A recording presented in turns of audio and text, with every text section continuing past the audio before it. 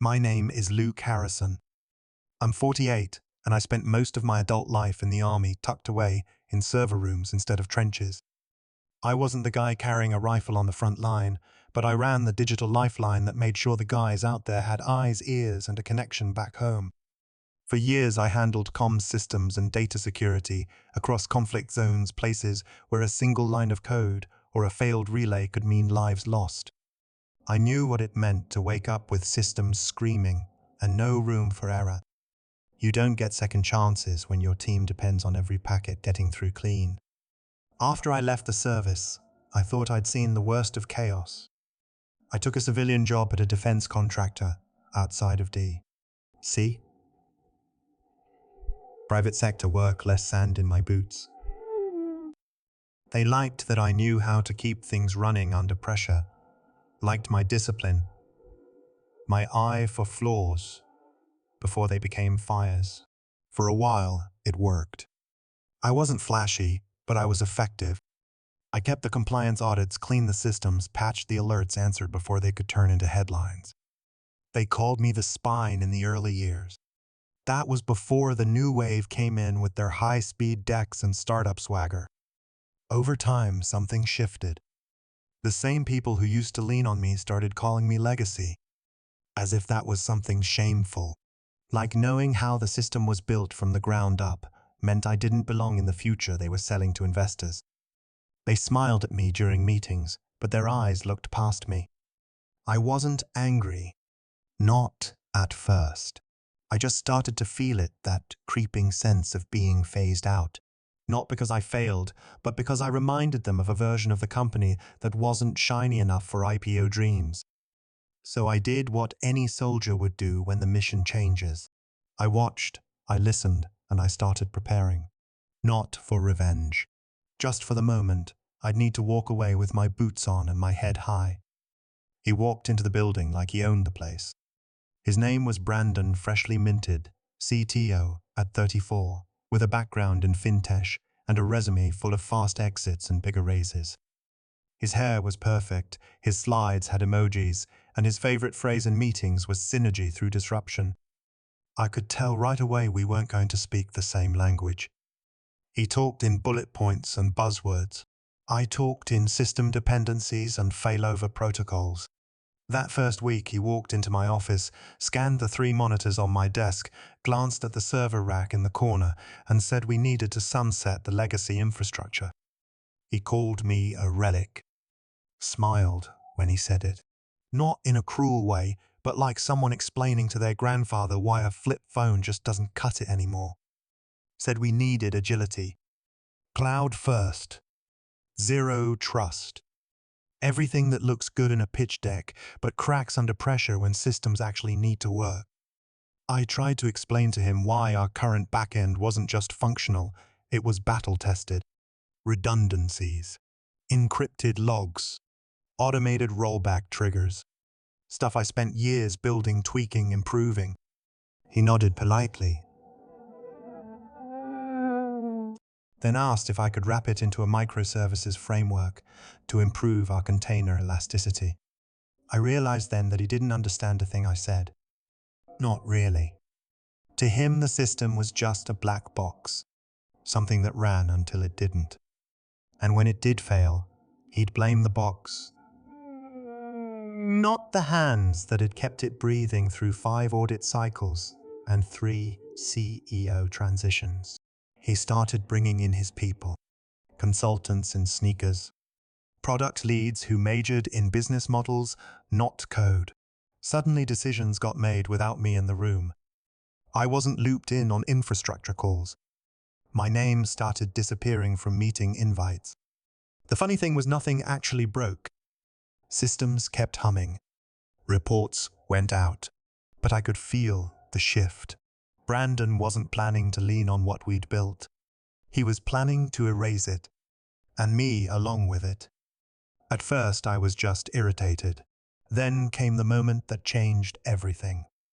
During an all-hands, he put up a slide titled Future State Architecture. My dashboards, my security stack, everything I'd built it, was gone. Replaced with vendor logos and vague arrows pointing to clouds. I watched him strut across the stage like he was pitching to VCs. He didn't even look at me when he said we'd be phasing out legacy roles. That word hit harder than I expected. Legacy.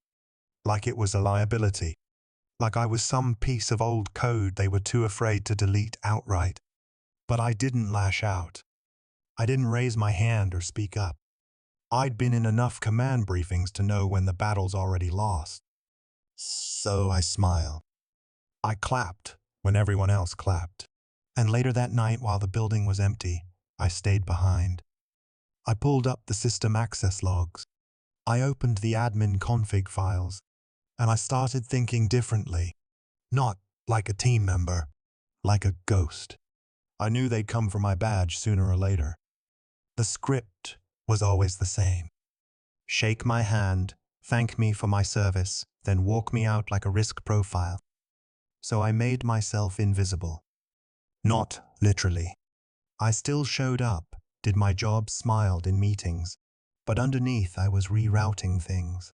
Quietly, carefully. Building redundancies behind redundancies. Obscuring audit trails in ways that looked like updates. Nothing malicious. Nothing broken. Just resilient. By the time they noticed anything, it'd be too late to fix it. And they wouldn't even know where to look. That was the point. I wasn't trying to burn the place down. I just wanted to make sure they couldn't rewrite the past without tripping over the parts I built. Brandon thought I was a relic, a name on an org chart that would fade without a fight. He didn't know I'd spent 2 decades inside systems designed to survive failure. He thought I'd go quietly, and I let him believe it. Because sometimes the best way to stay in control is to let them think you've already given it up.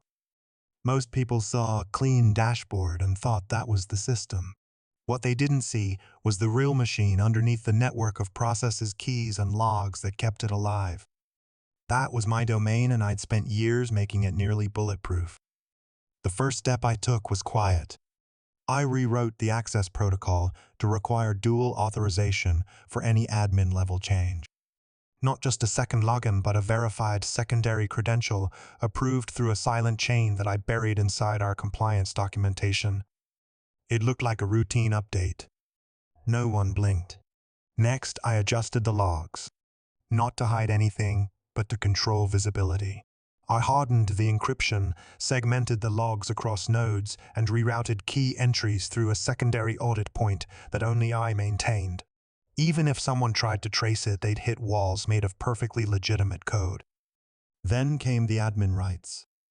Brandon never asked how access control really worked.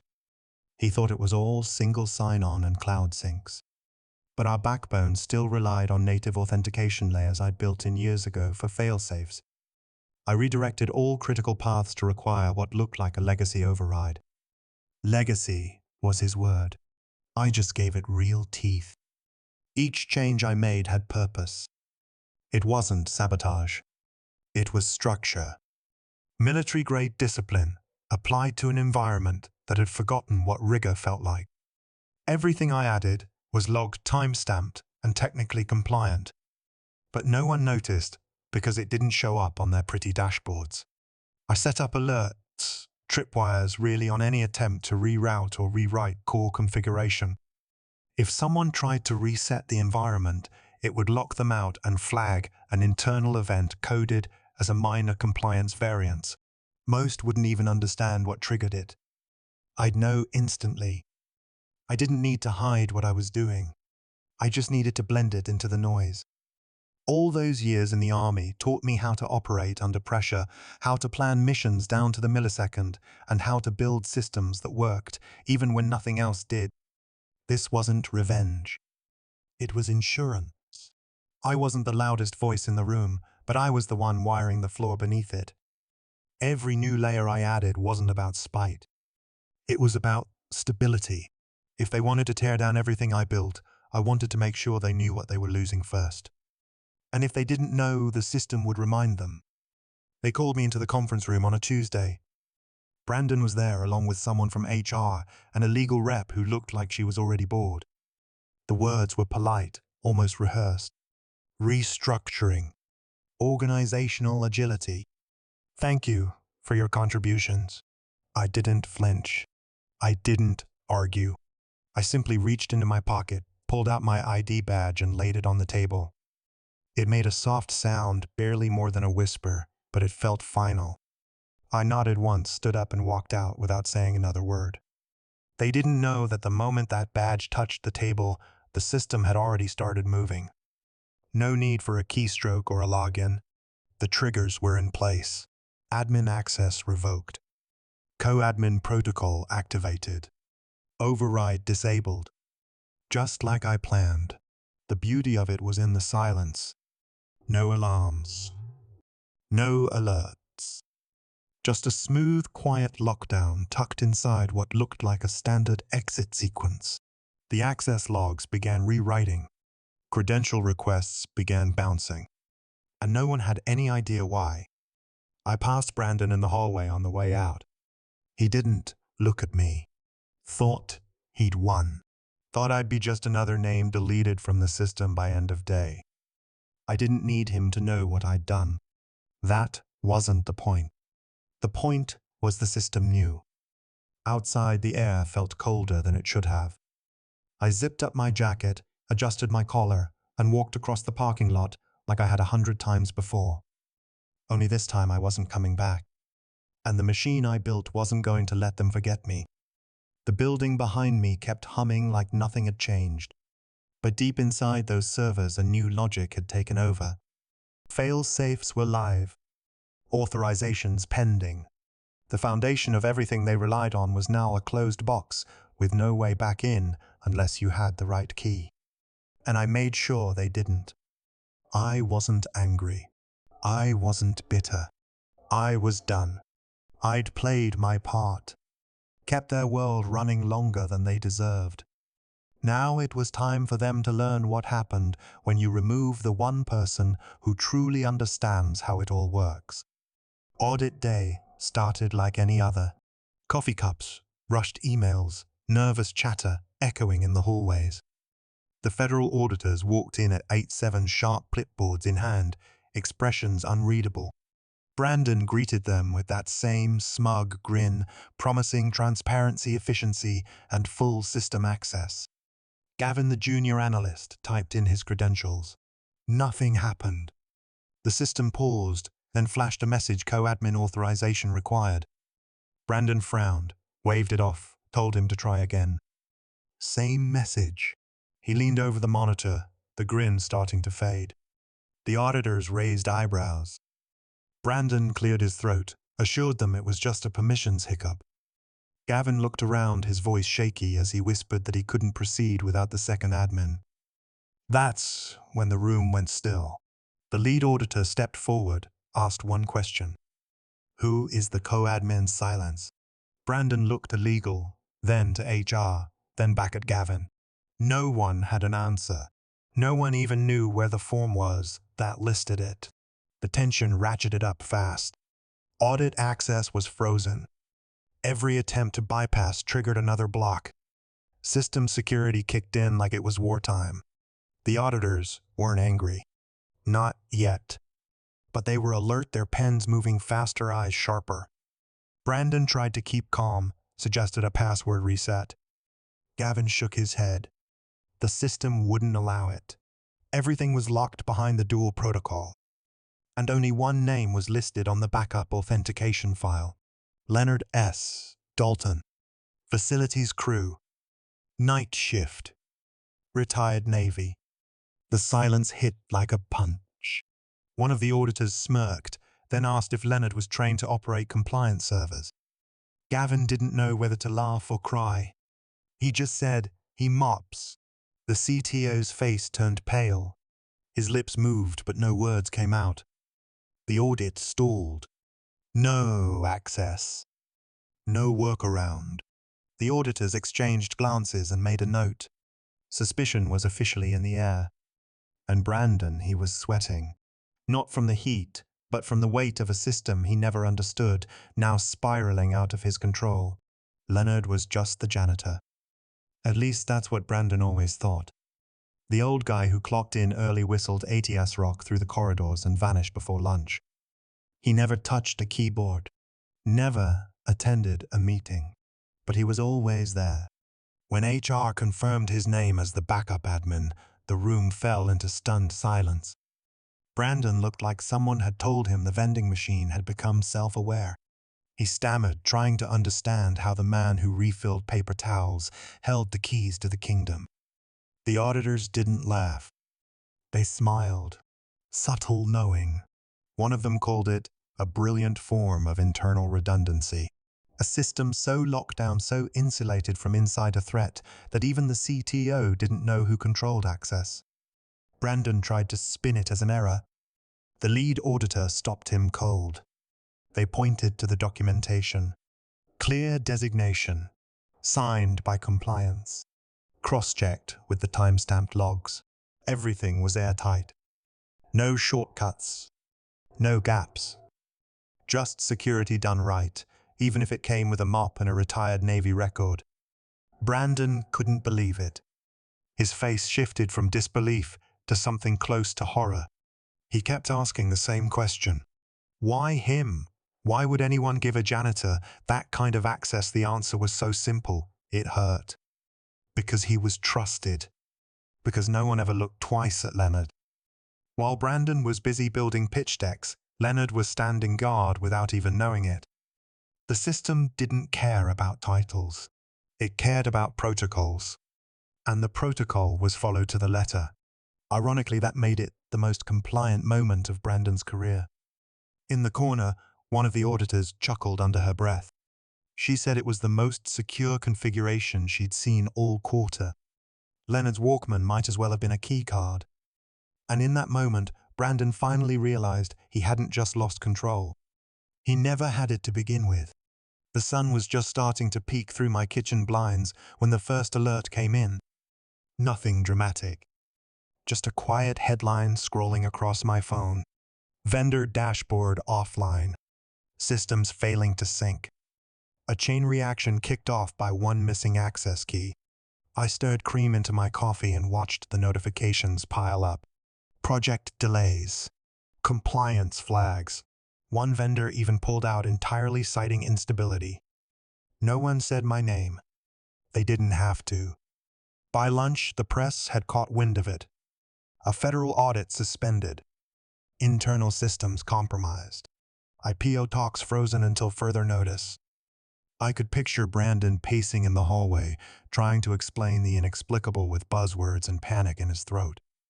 My phone buzzed with messages from old contacts. Some curious, some desperate.